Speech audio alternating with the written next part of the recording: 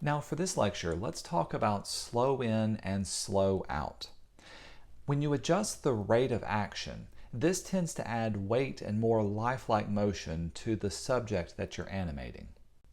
Now if you remember from our last lecture, the spacing of an object's movement over an amount of time determines how fast or slow it's going to be moving. But if your spacing is evenly spaced, it tends to give it a very mechanical, almost robotic feel, and this isn't very natural. If you look at objects, especially objects that have a lot of weight and a lot of mass to them, they tend to start off very slow when they move, they quickly gain speed, and then they slow to a stop at the very end.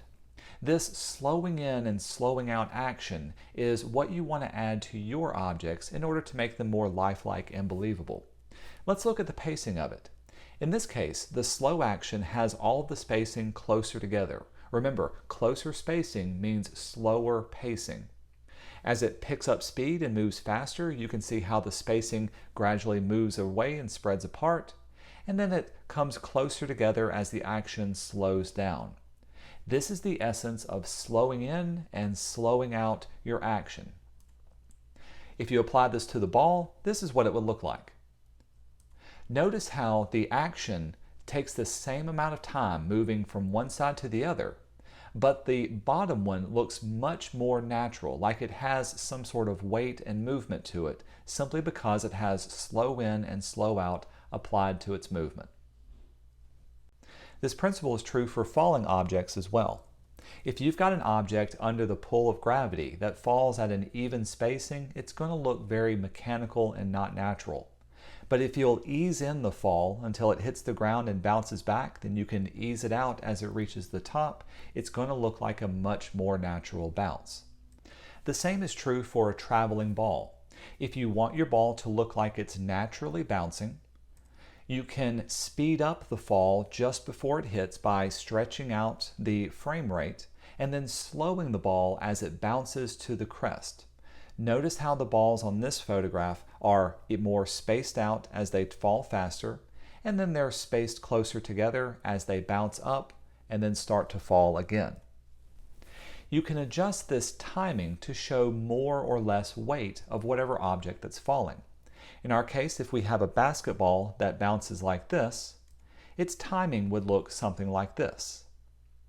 However, if I wanted to have a lighter bouncing ball, like a ping pong ball, it would have more bounces, it would bounce higher, and the timing of each of the spacing would be spaced out like this. If I had something heavier like a bowling ball, you can see how it falls faster and doesn't bounce much at all. Slowing in and out should also be applied to any of your character's movements.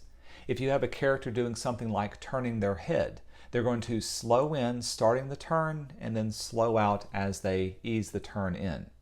The breakdown of it would look the same as the traveling coin, having most of the action happen at the two extremes and the faster action passing in between.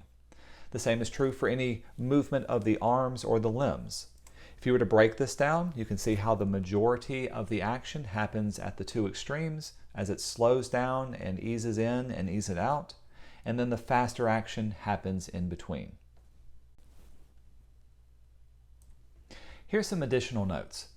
Another term for slowing in and slowing out is also known as ease in and ease out. Throughout this course, you're going to see me use ease in, out, and slow in and out almost interchangeably. Good animators are also good observers of life. This means you as an animator need to start taking notice of how things move and how they move naturally. To help you do this, you can set up a camera to record different objects and different people doing different actions, and then slow it down to determine its timing, its pacing, and if there's any kind of slowing or easing of its movements. Now let's do a demo for slowing in and slowing out.